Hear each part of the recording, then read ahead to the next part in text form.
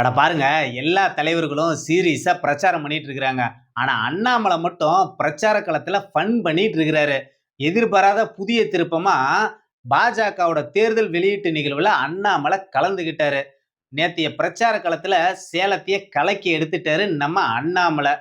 தேவரையாவோட ஒப்பிட்டு பெருமைப்படுத்தின செல்லூர் ராஜுக்கு அண்ணாமலையின் பதில் என்ன தெரியுமா?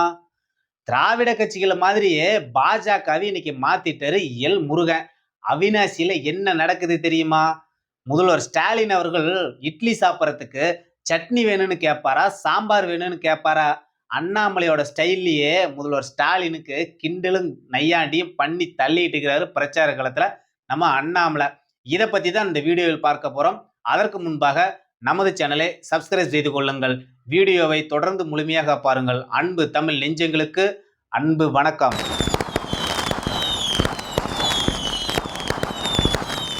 தமிழ்நாட்டோட அரசியல்களும் ரொம்ப பரபரப்பா போயிட்டு இருக்குது. திமுகவோட பல வேட்பாளர்கள் பிரச்சார களத்துல மக்களை சந்திக்கவே முடியல. மக்களே வரக்கூடாதுன்னு சொல்றாங்க. தன் வினை தன்னை சுடுங்கிற பழமொழிக்கு இன்னைக்கு திமுக தான் ஒரு சாட்சியாகவும் களத்துல இருந்துகிட்டு இருக்குது. ஏன்னா திமுகவோட பல வேட்பாளர்கள் அந்தந்த பகுதி கிராம மக்கள் பல பகுதியில எங்க ஏரியாவுக்கு பிரச்சாரத்துக்கே வேட்பாளர் வரக்கூடாதுன்னு எதிர்ப்பு தெரிவிச்சிட்டு இருக்கிறாங்க. அது மணச்சநல்லூரா இருக்கட்டும், அல்லது சபாநாயகரா இருந்த அப்பாவுக்கே இந்த நிலைமை தான். அப்பாவு பிரச்சார களத்துல எனக்கு விருப்பப்பட்டா ஓட்டு போட்டா போடுங்க, போடாட்டி போங்க, அது உங்களோட விருப்பம். ஆனா ஓட்டு கேட்கறது என்னோட உரிமை, அதுதான் ஜனநாயகன்னு ஏதேதோ லாஜிக்கெல்லாம் பேசிட்டு இருக்கிறாரு. ஆனா அங்க மக்கள் அவருக்கு மிகப்பெரிய எதிர்ப்பு அங்க தெரிவிச்சுட்டு இருக்கிறாங்க பல பகுதிகள. நம்ம அண்ணாமலை எல்லா தலைவர்களும் பிரச்சாரத்துல சீரியஸா பண்ணிட்டு இருக்கிறாங்க.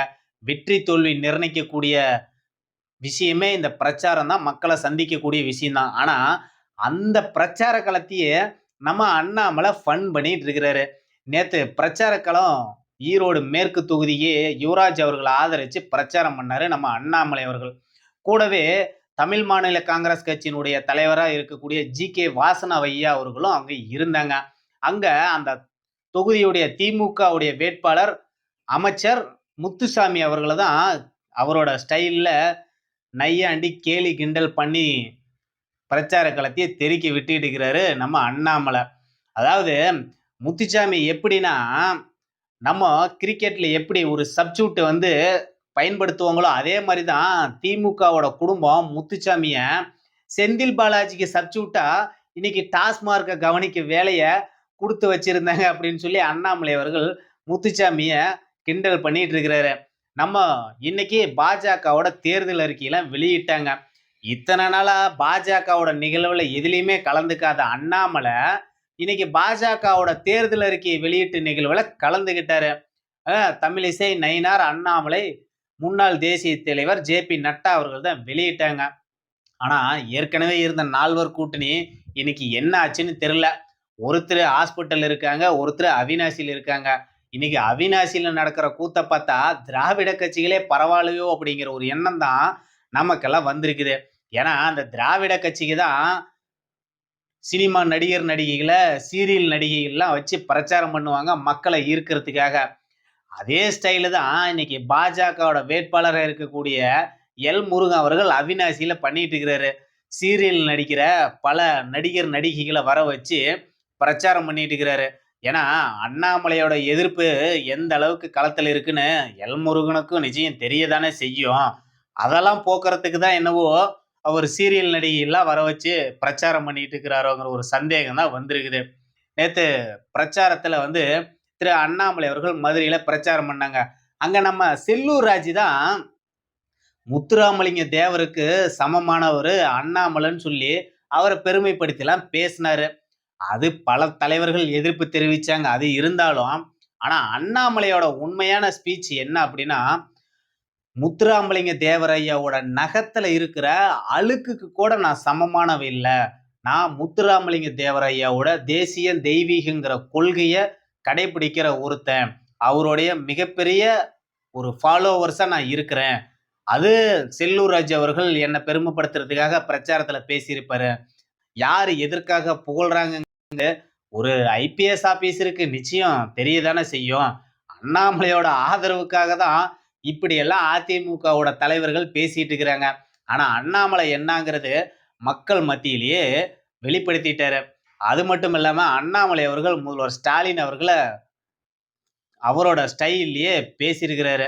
ஏன்னா, ஸ்டாலின் அவர்கள் டெல்லிக்கும், தமிழ்நாடுக்கும் தான் போட்டி. சென்னை எப்படி டெல்லிய தோற்கடிச்சுச்சோ, அதே மாரி இப்போ தேர்தல் காலத்திலயும் தமிழ்நாடு டெல்லிய தோற்கடிக்கும்ன்னு சொல்லி, இந்த ஐபிஎல் சீசன் வேற இப்ப நடக்குதா? இதெல்லாம் கம்பேர் பண்ணிக்கிட்டு முதல்வர் ஸ்டாலின் அவர்கள் பேசிட்டு இருக்கிறாரு. இந்த ஏன்னா இத்தன நாளா சினிமா வசனங்களா பேசி பிரச்சாரம் பண்ணாரு. இப்ப என்னடான்னா, இந்த ஐபிஎல் கிரிக்கெட்ட வச்சு பிரச்சாரம் பண்ணிட்டு இருக்கிறாரு. இவருக்கு என்ன பிரச்சாரம் பண்றதுன்னே தெரியாம ஸ்டாலின் இருக்கிறாரு. அதுவும் இல்லாம அண்ணாமலை அவர்கள் பிரச்சார காலத்துல திமுகவுடைய குறைகள், அவர்களுடைய நிகழ்வுகள் நடந்த கொடூரங்கள பத்திலாம் பிரச்சாரத்துல வச்சுக்கிட்டு வராரு. அந்த மாரி தான் அண்ணாமலை அவர்கள் தமிழ்நாட்டுல கடந்த 5 வருஷமா 39,099 கொலைகள் நடந்திருக்கு. ஆனா, நான் வந்து 39,000ன்னு மட்டும் தான் சொல்லிட்டேன். ஒரு 99 கொலைகள நான் குறைச்சு சொல்லிட்டேன்.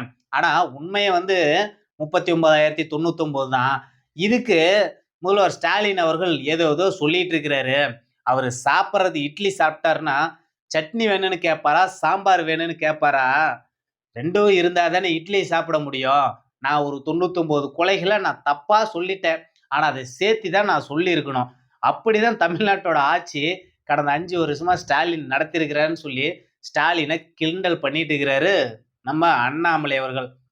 அது மட்டும் இல்லாம, நம்மளுடைய களத்துல இன்னைக்கு என்டிஏ விசஸ் திமுகங்கிற இருமுனை போட்டியா தான் மாறிட்டு இருக்குது. ஏன்னா, இன்னைக்கு விஜயோட ரசிகர்கள் கூட்டம் எல்லாம் அதுல பல பேத்துக்கு வாக்குரிமையே இல்லாம இருக்காங்க. அப்பேற்பட்ட ரசிகர் கூட்டத்த வச்சு அவர் பிரச்சார களத்துல எங்கேயும் வாய தொறந்து கூட பேச மாட்டேங்கிறாரு. அவரு ஏதோ போனா டாட்டா காட்டிட்டு வராரு. நடிகர்களுக்கே உண்டான ஒரு விஷயத்த தான் இன்னைக்கு தேர்தல் களத்திலயும் வச்சிட்டு வராரு. ஒரு ஒரு அரசியல் கட்சி தலைவர் மாற்று கட்சியினுடைய விஷயங்கள பத்தி பேசினாதான், நான் என்ன மக்களுக்கு செய்ய போறேன்னு சொன்னாதான், மக்கள் ஒரு தலைவர ஏத்துக்குவாங்க. இவரு என்னவோ போயி சினிமா ஷூட்டிங் நடத்துற மாரி போய் டாட்டா காட்டிப்புட்டு பிரச்சார களத்துக்கு வராரு. அதுலயும் ஒரு நாள் பிரச்சாரத்துக்கு போனா, அடுத்த நாள் ஓய்வு எடுத்துக்கிட்டு இருக்கிறாரு.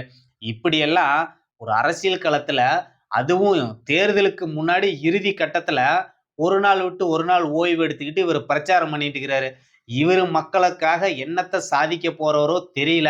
அதுவும் இல்லாம அவரோட பிரச்சாரங்கிறது எல்லா தலைவர்களும் தொகுதி வாரியா பிரச்சாரம் பண்ணிட்டு இருக்கிறாங்க. இவரு என்னடான்னா, மாவட்டத்துக்கு ஒரு இடத்துக்கு பிரச்சாரம் பண்ணாரு. அதுவும் எங்க போறாரு? அந்த மாவட்டத்துல இருக்கிற தேசிய நெடுஞ்சாலையில பிரச்சாரம் பண்ணிட்டு போயிட்டு இருக்கிறாரு. ஊருக்கு ஒதுக்குப்புறமா இருக்கிற ரோட்ல நின்னு பிரச்சாரம் பண்ணிட்டு போறாரு. இந்த பிரச்சாரம் தான் தமிழ்நாட்டுல எடுபடுமாங்கிறது மே 4ஆம் தேதி தான் நமக்கு தெரியும். அது மட்டும் இல்லாம இன்னைக்கு களத்துல அண்ணாமலை அவர்கள் நேற்று ராசிபுரம், மொடக்குறிச்சி, ஈரோடு மேற்கு, பெருந்துறை, சேலம் வடக்கு, தெற்கு இந்த தொகுதியில நேத்து பிரச்சாரம் பண்ணாரு. அதுவும் பெருந்துறை தொகுதியில பிரச்சாரத்துல, இந்த தொகுதியில சூரியன் எப்பவுமே உதிச்சதில்ல. இப்ப மட்டும் உதிக்கவா போகுது? மக்களோட ஆதரவு என்டிஏவுக்கு தான் இருக்கு. இந்த தொகுதியோட வேட்பாளரா இருக்கிறவர் தான் இங்க அடாவடித்தனத்தையே ஆரம்பிச்சு வச்சவரு. அவரோட வேலையே இந்த கனிம வளங்கள கொள்ளையடிக்கிறச்சு ஊழல் பண்றது தான் இவரோட வேலையாவே இருக்கு அப்படின்னு சொல்லி, தோப்பு வெங்கடாச்சலத்த கடுமையா சாடி இருக்கிறாரு நம்ம அண்ணாமலை அவர்கள். அது மட்டும் இல்லாம, நேத்து பிரச்சாரம் சேலத்துல நடத்தினாரு. எடப்பாடியோட சொந்த மாவட்டம் சேலம். அங்க அண்ணாமலையோட ஆரவாரம், அர்ப்பணிப்பெல்லாம் மிக பிரமிப்பூட்டும் வகையில தான் அவரோட பிரச்சார களத்துல இருந்துச்சு. ஏன்னா, அந்த அளவுக்கு அங்க அவருடைய ஆதரவாளர்கள், தொண்டர்கள், பொதுமக்கள் எல்லாம் ஆர்வத்தோட கலந்துகிட்டாங்க. விசில் சத்தம் விண்ணை முட்டும் அளவுக்கு சேலம் பிரச்சார களத்துல அண்ணாமலை தெறிக்க விட்டாரு. அது மட்டும் இல்லாம அங்க இருக்கிற அமைச்சரையும் ராஜேந்திரன் அவர்கள பிரிச்சு மேய்ஞ்சு எடுத்துட்டாரு நம்மளோட அண்ணாமலை அவர்கள். அங்க இருக்கிற அந்த அமைச்சர் ராஜேந்திரன் இந்த மோசடி பேர்வழிகளுக்கு மட்டும்தான் அவரு துணை போவாரு. அவங்க எங்கெங்கெல்லாம் ஆபீஸ் ஓபன் பண்றாங்களோ, அத ஆளா போய் நிப்பாரு நம்ம ராஜேந்திரன் அப்படின்னு சொல்லி, அண்ணாமலை அவர்கள் அமைச்சர் ராஜேந்திரன கிழிச்சு எடுத்துட்டாரு நேத்து பிரச்சார களத்துல. அது மட்டும் இல்லாம, நேத்து நம்ம மொடக்குறிச்சியில திரு அண்ணாமலை அவர்கள் இந்த பகுதி விவசாயம் சார்ந்த பகுதி. இந்த பகுதியில இந்த பகுதி மட்டுமல்லாம ஒட்டுமொத்தமா விவசாயிகளுக்கு மிக எதிரான ஒரு கட்சி. விவசாயிகளுக்கு எந்த விதமான நலத்திட்டங்களையும் செய்யாத ஒரு முதல்வர்னா, அது நம்மளுடைய முதல்வர் மு.க. ஸ்டாலின் அவர்கள் தான்னு விவசாயிகளுக்கு எதிராக செயல்படுத்திய திட்டங்கள வழிமொழிஞ்சு மக்கள்கிட்ட வாக்குகள கேட்டு, அங்க இருக்கக்கூடிய பாஜகவோட வேட்பாளர் கிருத்திகா சிவகுமாருக்கு ஆதரவா நேத்து பிரச்சாரம் பண்ணாரு. அதுவும் இல்லாம ராசிபுரத்துல பிரச்சாரம் பண்ணும்போது, திமுகவோட குடும்பத்துக்கும், ராசிபுரத்துக்கும் இருக்கிற ஒற்றுமைய பத்திலாம் நம்ம அண்ணாமலை பேசினாரு. இந்த குடும்பம் எல்லாம் ஒண்ணா சேர்ந்து ஊழல் பண்றதுல, சென்னையில ஆரம்பிச்சு நம்ம ராசிபுரம் வரையிலும் குடும்பமா சேர்ந்து கொள்ளையடிச்சிட்டு இருக்காங்கன்னு சொல்லி, திரு அண்ணாமலை அவர்கள் அங்க இருக்கக்கூடிய அமைச்சர் மதிவேந்தன பிரிச்சு எடுத்தாரு களத்துல. அங்க ராசிபுரத்துல மிகப்பெரிய மக்கள் வெள்ளம் சூழ்ந்திருந்தாங்க. அது மட்டும் இல்லாம திரு அண்ணாமலைகள் ராசிபுரத்துல சிறிது நேரம் கட்சி நிர்வாகிகள் கூடலாம் ரொம்ப வழக்கமான அண்ணாமலையை போன்று உரையாடி, அங்க இருக்கக்கூடிய நிர்வாகிகள்லாம் ரொம்ப உற்சாகப்படுத்திட்டு போயிருக்கிறாரு. இப்ப இருக்கிற களம் நமக்கு சாதகமா இருக்கு. இன்னும் சுறுசுறுப்பா அங்க பணி செய்யணும். நம்மளுடைய வேட்பாளர் கடந்த ஆண்டு மட்டும் 700 இடத்துங்கள்ல மருத்துவ முகாம்கள் மக்களுக்காக நடத்தி காட்டியிருக்கிறாரு. இப்பேற்பட்ட ஒரு வேட்பாளர் மக்களுக்கு வரணும், சட்டமன்றத்துக்கு போகணும், அடுத்தடுத்த மக்கள் பணிலாம் தொடரணும். நீங்க பிரேம்குமாருக்கெல்லாம் ஆதரவு குடுக்கணும். ரொம்ப சுறுசுறுப்பா களத்துல வேலை பார்க்கணும். அடுத்து இருக்கிற இந்த ஒரு 10 நாளும் மிக தீவிரமா வந்து நம்ம எல்லாம் களத்துல இரவு பகல் பாராம இருக்கணும்னு சொல்லி நிர்வாகிகளுக்கு உற்சாகம் மூட்டிட்டு போயிருக்கிறாரு நம்மளுடைய அண்ணாமலை அவர்கள். பாஜகவோட தேர்தல் அறிக்கை இன்னைக்கு அண்ணாமலை வெளியிட்டிருக்கிறாரு. அதுல பெண்களுக்கு ரூ. 2000 ஒவ்வொரு குடும்பத்துக்கும் ரூ. 10,000. அது மட்டும் இல்லாம தைப்பூச திருநாள மாநில விழாவா கொண்டாடணுங்கிற ஒரு வாக்குறுதிய பாஜக குடுத்திருக்குது. அது மட்டும் இல்லாம திருப்பரங்குன்றம் மலை உச்சியின் மேல தீபம் நிச்சயமா ஏத்துவோங்கிற ஒரு மிக முக்கியமான வாக்குறுதிய பாஜக குடுத்திருக்கு இன்னையோட தேர்தல் அறிக்கையில. அதுவும் மட்டும் இல்லாம பெண்களுக்கு உண்டான நிதிச்சுமையை குறைக்கிற வகையில தான் பல நலத்திட்டங்கள், பல வாக்குறுதிகள் இன்னைக்கு பாஜக குடுத்திருக்குது. மின்சார சேமிப்புக்காக சோலாருக்கு வந்து மத்திய அரசாங்கம் ஏற்கனவே 78,000 மானியம் குடுக்குது. அது போக மாநில அரசாங்கம் சிறப்பு நிதிய ரூ. 25,000 குடுப்போம் அப்படின்னு சொல்லி வாக்குறுதியும் குடுத்திருக்கிறாரு பாஜகவோட சார்பா.